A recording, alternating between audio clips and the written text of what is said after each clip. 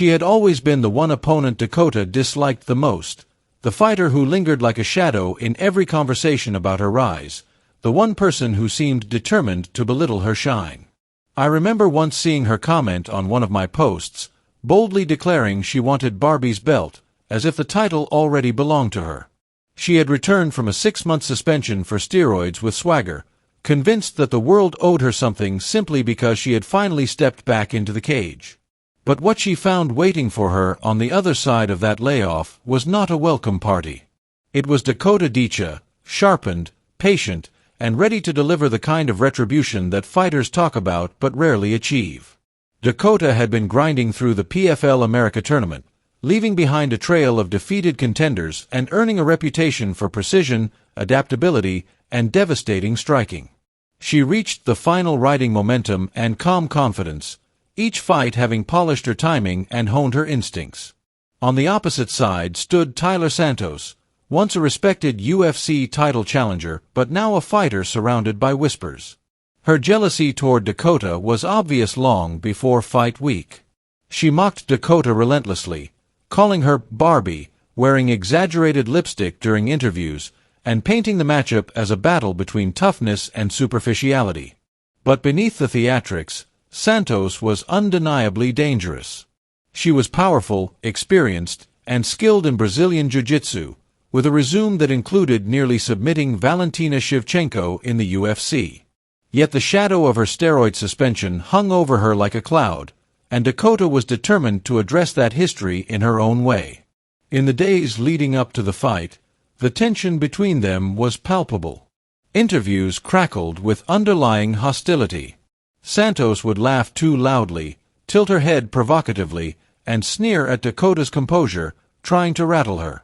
Dakota, meanwhile, remained collected, answering only with quiet, measured statements that hinted at confidence rather than arrogance.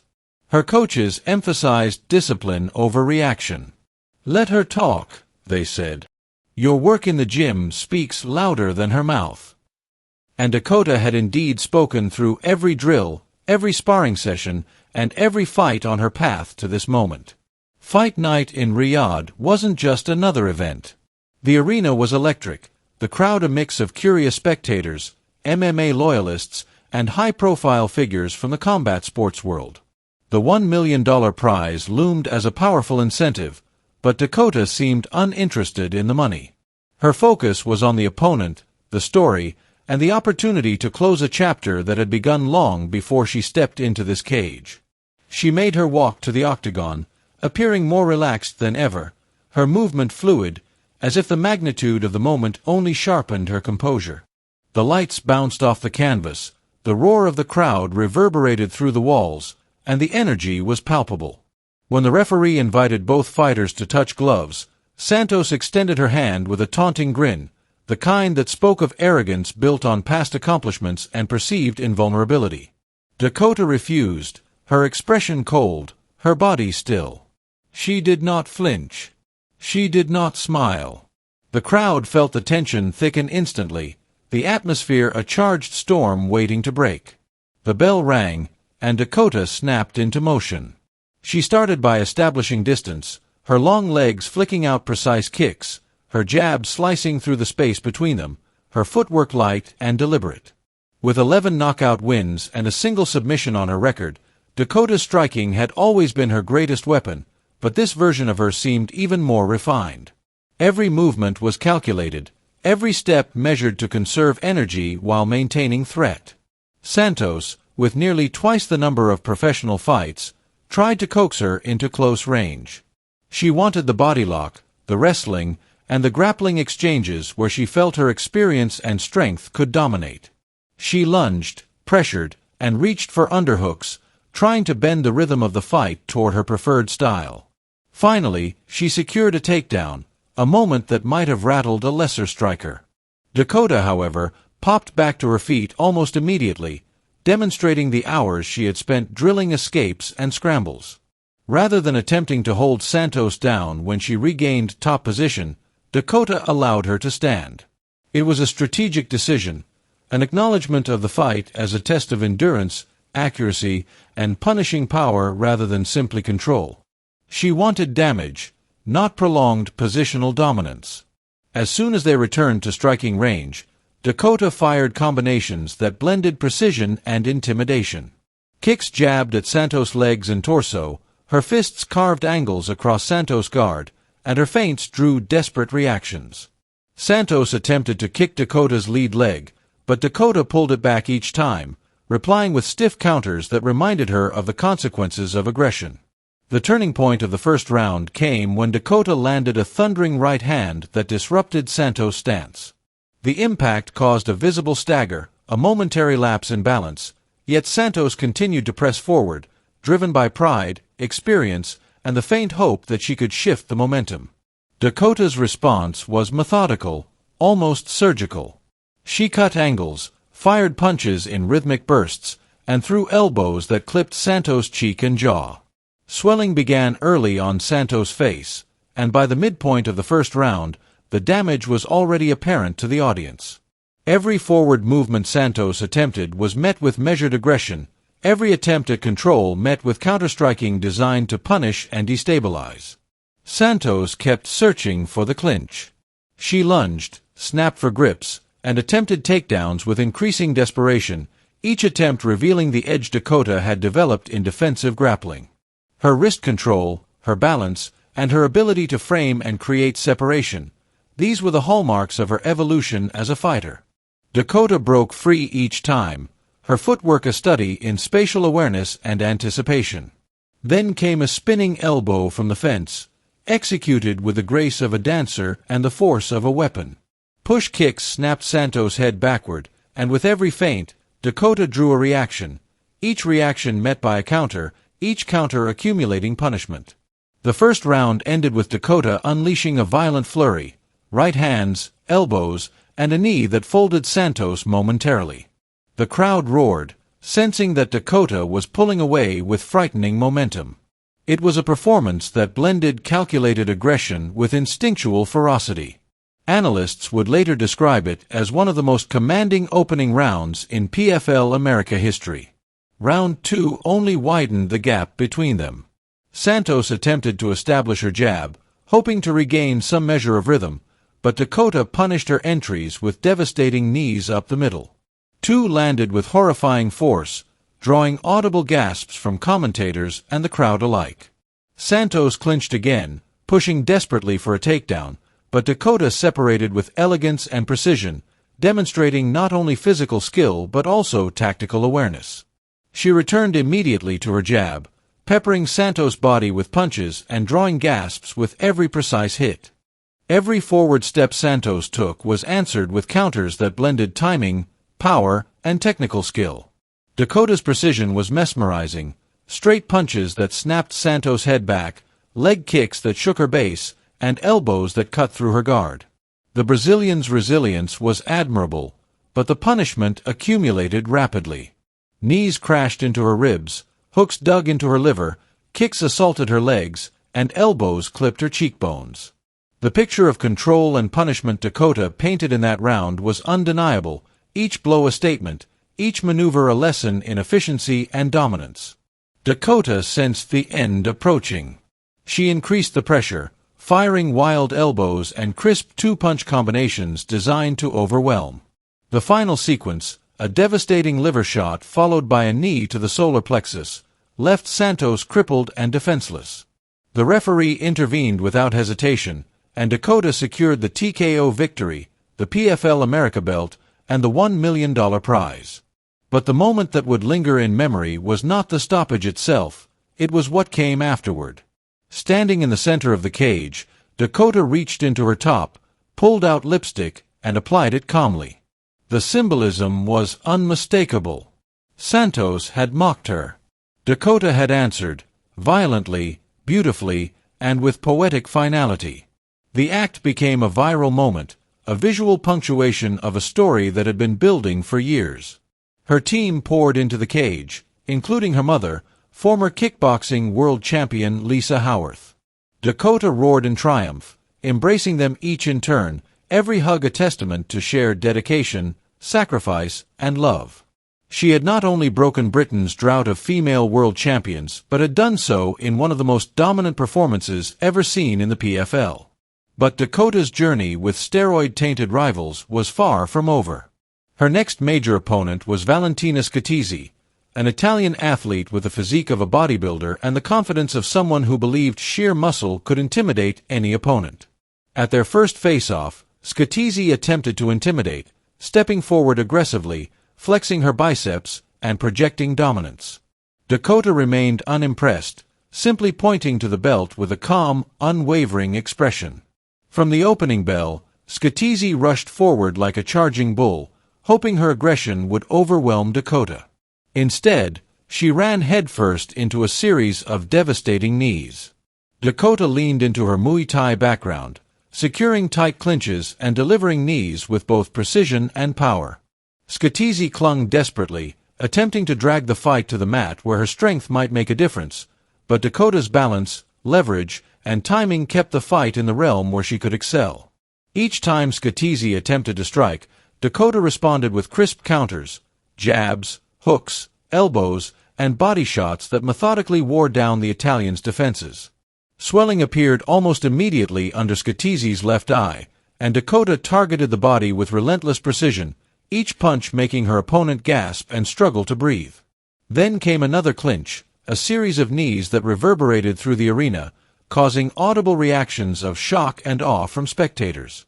When Dakota landed a clean right hand, the cumulative damage became undeniable. Scatizzi's left eye ballooned grotesquely, nearly closing entirely. The ringside physician stepped in, waving off the fight, awarding Dakota another decisive victory and a $100,000 prize. This performance was not just another win, it was a demonstration of her evolution as a fighter, a testament to years of technical refinement, mental discipline, and the ability to dominate in multiple facets of MMA. Fans and analysts began speculating wildly.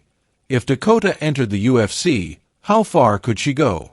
With her combination of size, speed, timing, and punishing precision, many believed she could ascend quickly. Her striking was elite, her grappling defense sound, and her fight IQ exceptional. Observers noted her ability to adapt mid-fight, to counter strength with technique, aggression with patience, and intimidation with calm confidence.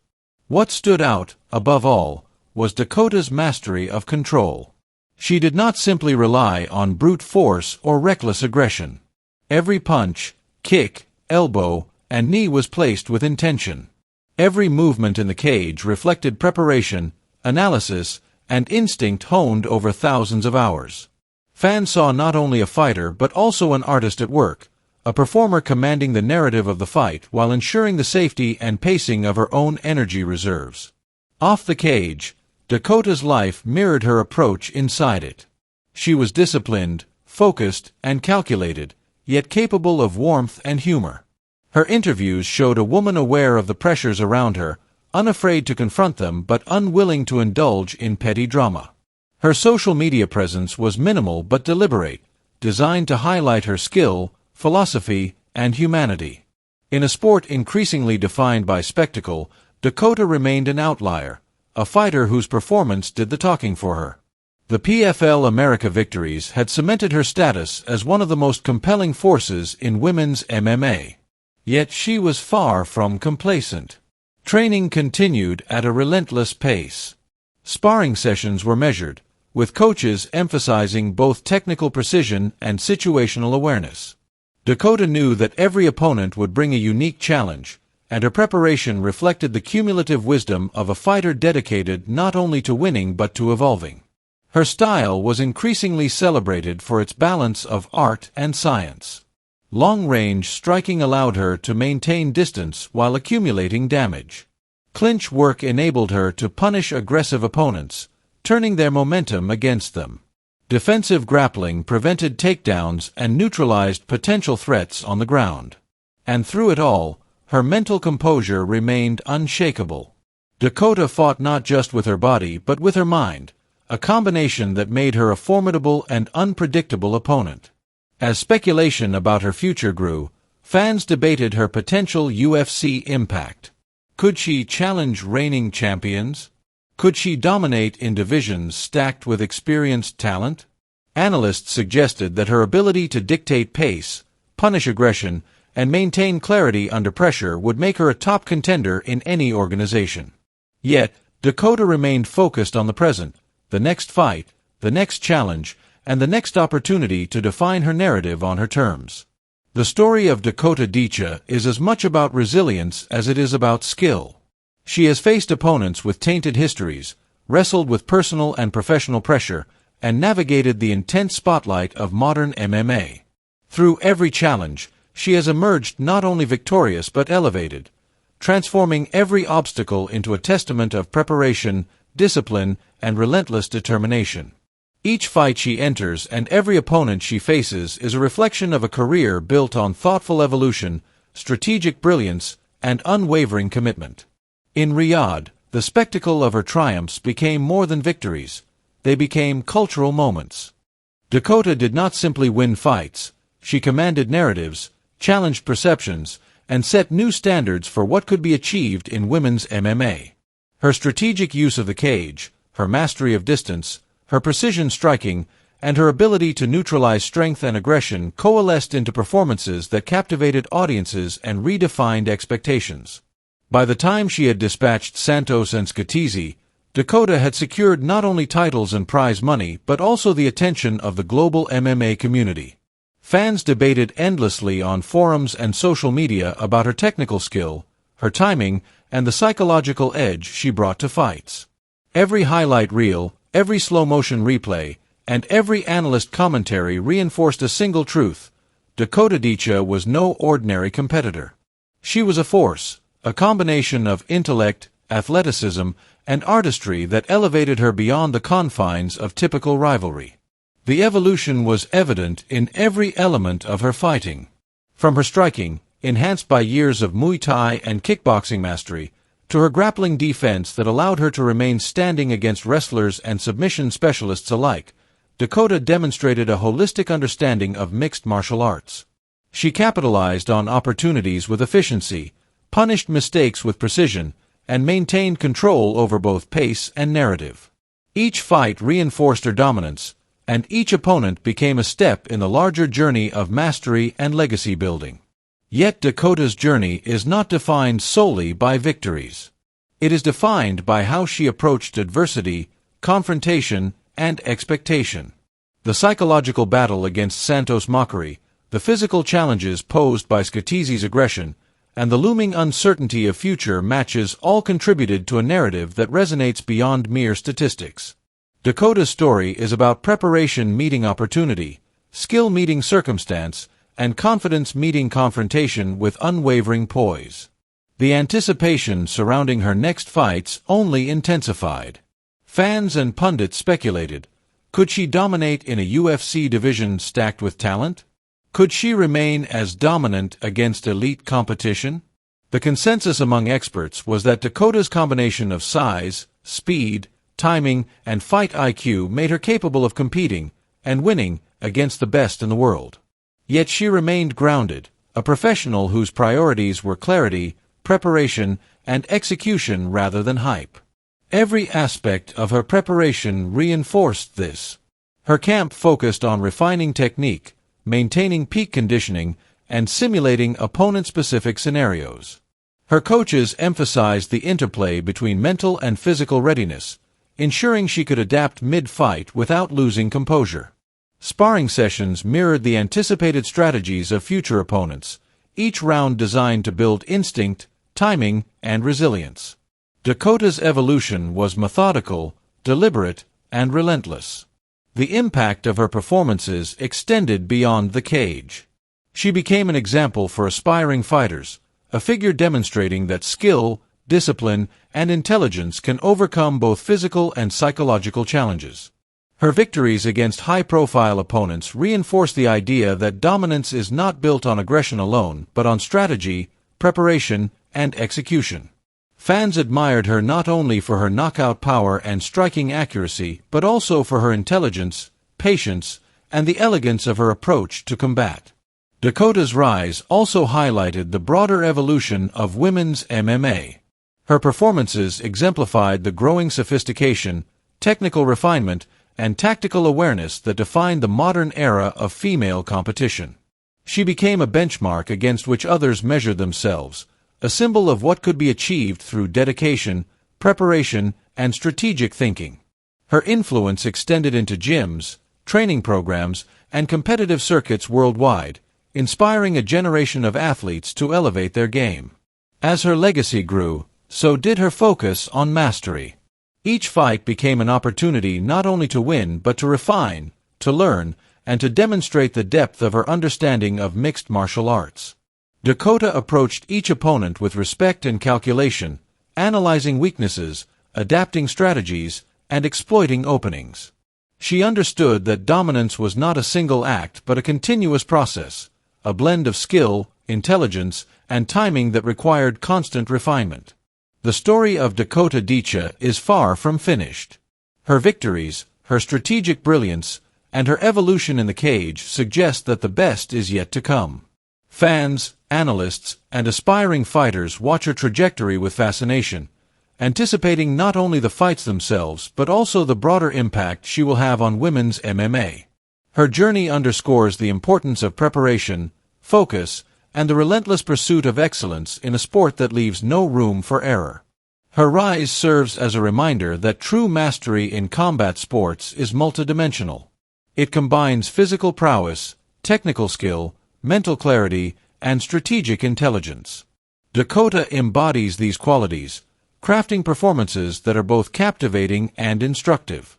Every fight becomes a lesson, every victory a statement, and every act, whether in triumph or preparation, a testament to dedication, skill, and relentless pursuit of excellence.